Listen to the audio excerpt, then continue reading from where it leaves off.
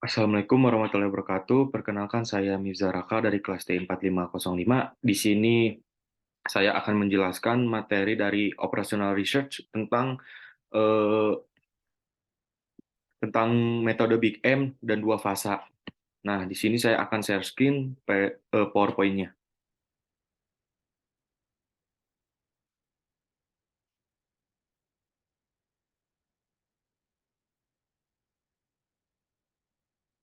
Di sini kita sudah lihat PowerPoint-nya metode Big M dan dua fasa. Yang pertama, tujuan pembelajaran. Satu, mahasiswa mampu mendapatkan solusi basis awal untuk masalah dalam bentuk standar yang belum memiliki solusi basis layak awal. Mahasiswa memahami logika algoritma Big M dan dua fasa. Mahasiswa mampu memperoleh solusi optimal model pemrograman linear menggunakan metode Big M dan dua fasa. Selanjutnya, review metode simplex kasus meminimasi. Nah, kalau kasus meminimasi itu berarti kita harus plus atau positif. Nah, di sini ada contoh satu, bentuk umumnya meminimumkan. Z sama dengan X1 ditambah X2 dikurangi X3. Dengan pembatas X1 ditambah X2 ditambah 2X3 kurang dari sama dengan 9. X1 ditambah X2 dikurang X3 kurang dari sama dengan 2. Min X1 ditambah X2 ditambah X3 kurang dari sama dengan 4. Dan ini X1, X2, X3 lebih besar sama dengan 0. Nah, itu adalah bentuk umumnya dan bentuk standarnya meminimumkannya.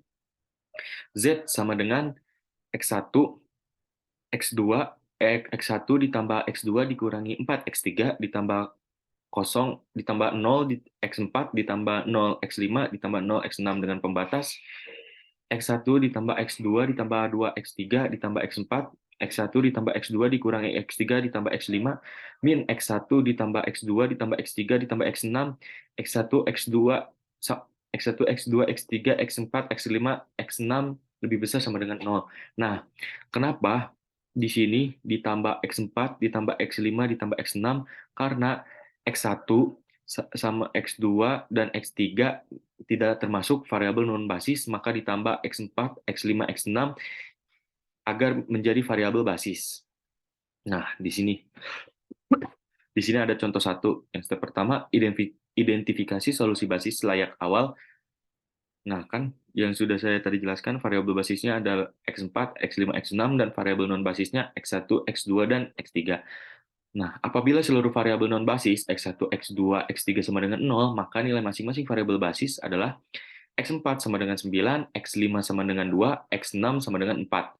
Solusi basis layak awal.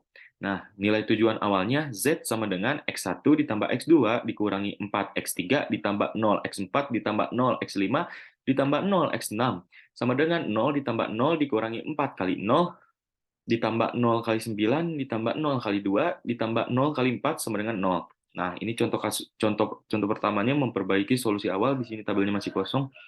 Dan selanjutnya, dan ini tabelnya sudah diisi dari hasil contoh yang pertama. Nah, kita bisa lihat tabelnya.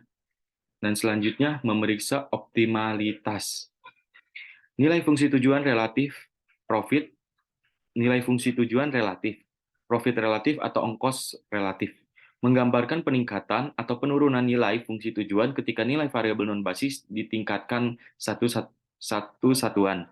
Nah, variabel non-basis C bar J sama dengan CJ dikurang inner product dari CB dan kolom yang berkaitan dengan XJ dalam sistem kanonik.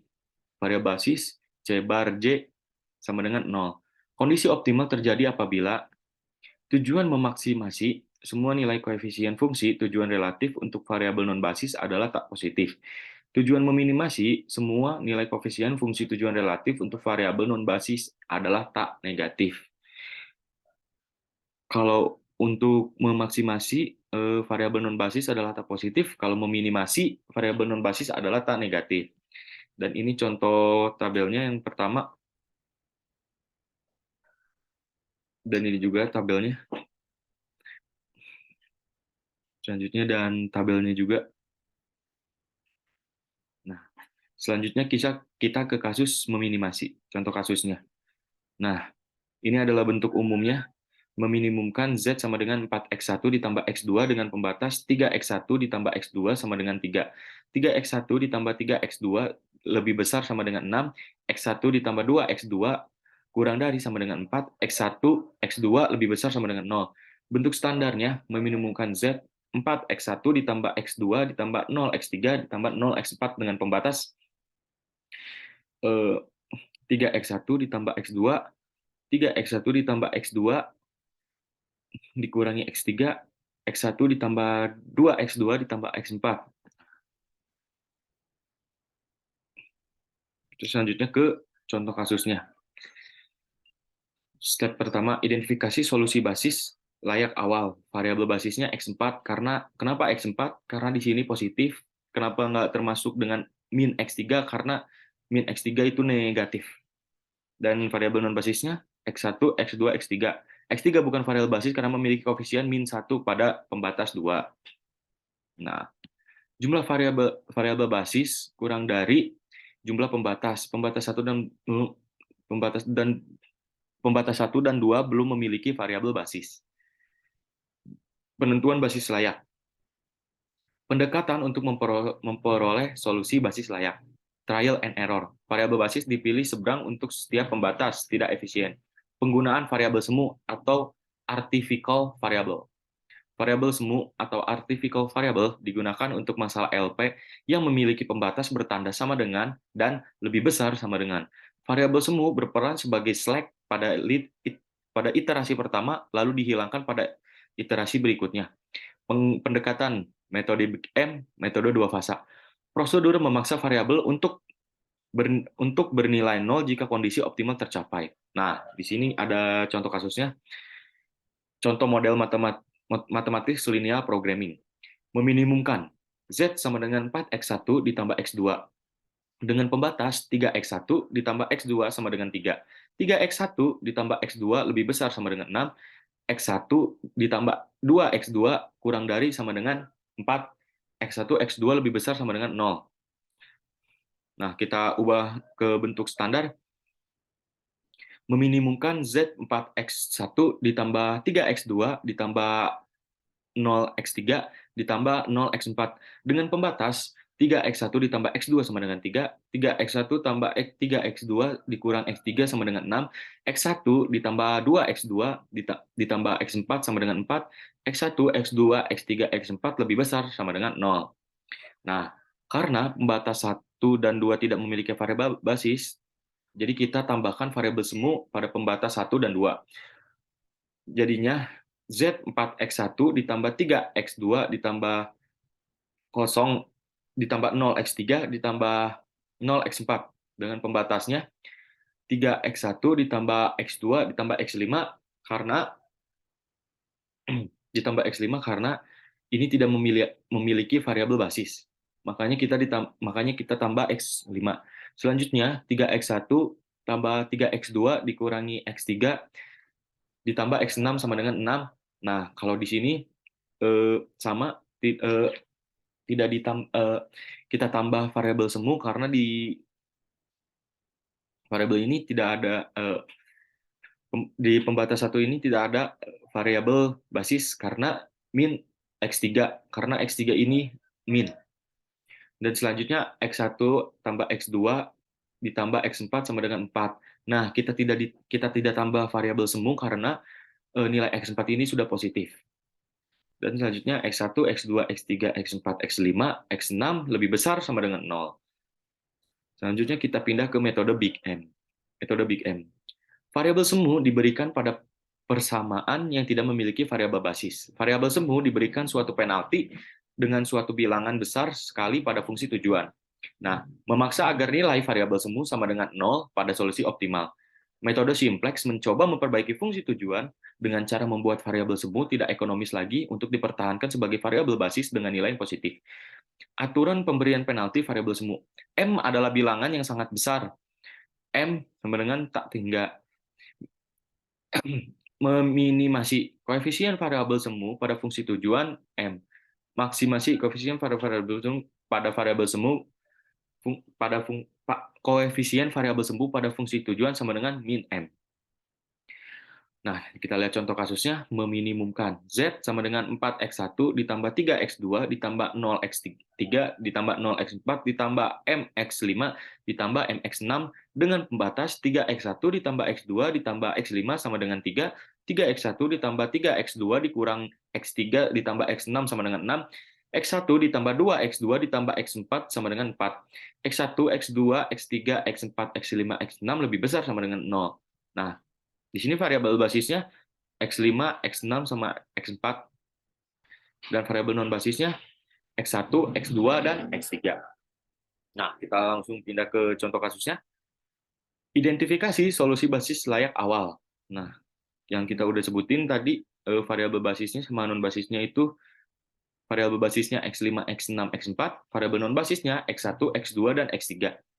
Apabila seluruh nilai variabel non-basis X1, X2, X3 sama dengan 0, maka nilai masing-masing variabel basisnya X5 sama dengan 3, X6 sama dengan 6, X4 sama dengan 4, solusi basis layak awal. Nilai fungsi tujuan awal Z sama dengan X1 ditambah X2 dikurang 0x3 ditambah 0x4 ditambah mx5 ditambah mx6 sama dengan 0 ditambah 0 dikurangi 0 ditambah 0 kali 4 ditambah m kali 3 ditambah m kali 6 sama dengan 9m.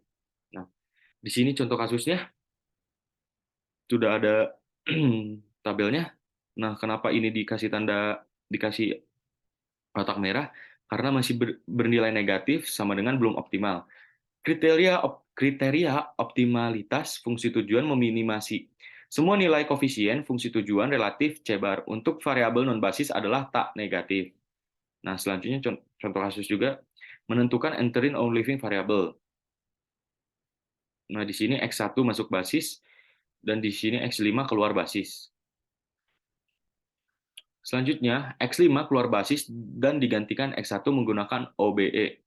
Nah, di sini juga masih bernilai negatif sama dengan belum optimal. Selanjutnya, menentukan interim and leaving variable. Nah, di sini X2-nya masuk basis dan X6-nya keluar basis. Nah, terus contoh kasusnya, selanjutnya, X2 masuk basis menggantikan X6 menggunakan OBE. Nah, jadi kesimpulannya X1 sama dengan 1/2, X2 3/2, X3 sama dengan 0, Z sama dengan 13/2. Sudah optimal seluruh nilai C-bar-nya tidak negatif, tak negatif. Nah, langsung kita masuk ke materi kedua, yaitu metode dua fasa. Metode dua fasa. Fasa 1. Mendapatkan solusi basis layak awal pada masalah original. Penghilangan variabel semu. Fungsi tujuan semu merupakan jumlah dari variabel semu yang diminimasi. Jika nilai fungsi tujuan sama dengan 0, maka semua variabel semu bernilai 0 dan solusi basis layak diperoleh bagi masalah original. Jika nilai minimum fungsi tujuan adalah positif, maka paling sedikit terdapat satu variabel positif, dan ini berarti masalah original tak layak dan algoritma berhenti. Metode dua fasa. Fasa 2.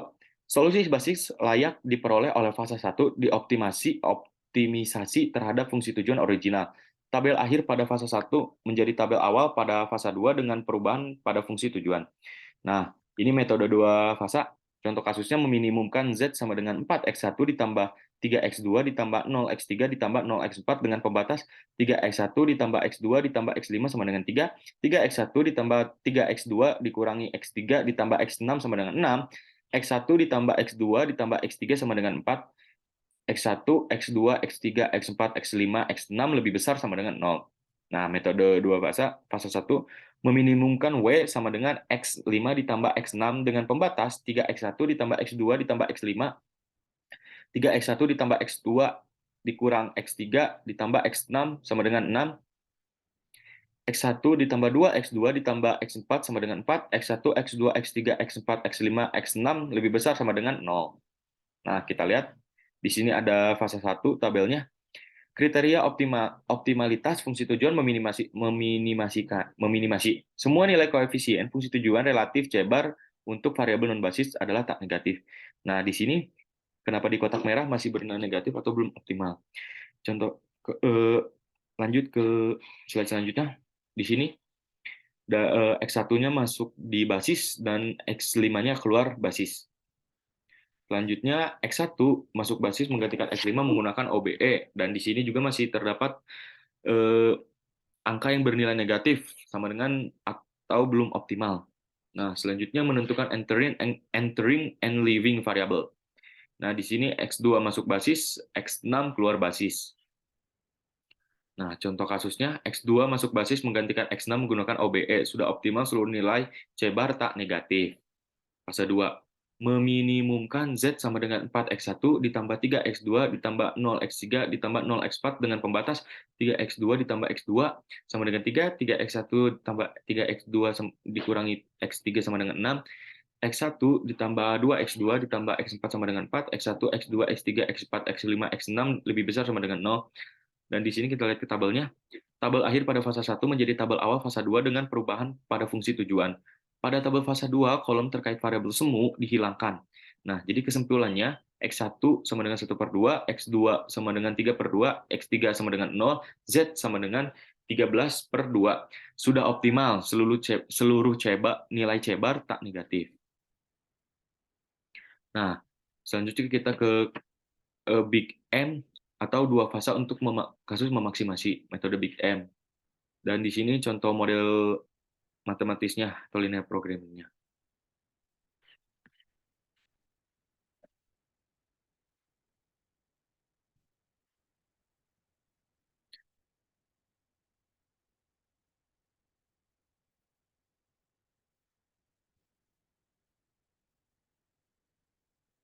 Oke, oke, sekian presentasi dari saya. Mohon maaf bila ada salah kata. Assalamualaikum warahmatullahi wabarakatuh.